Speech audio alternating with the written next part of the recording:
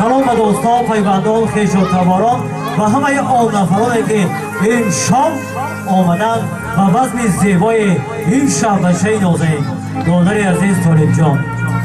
سرآغاز از نام خود از نام همه دوستان و پیوندان و خویش و تباران دوست و برادر عزیز خویش طالب جان رو به این محفل زیبای عاشقانه مبارکباد میگیم. تمنا میکنیم که همه روزشان چون امروز پر از عشق و محبت و چون از راز و نیاز عاشقان باشند. و دوستان میگیم جفت یار مهربان آمده است، جفت یار مهربان آمده است، چون بهار گلفشان آمده است. با رخ پرنور زیبایش روز همچو ماه آسمان آمده است. دوستان هرچند یک شام با چهره خندان و رقص و بازی دوستان زیبا باشد، اما این همه زیباگی ها پیش زیباگی داماد و گلعروس محجبی ما عاجز هستند.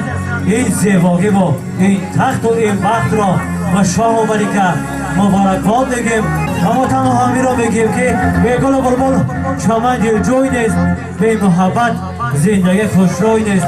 مطربا ساز و نوا را جور کن، دوستان مرحبا، توی به رقص و بازی توی نیست.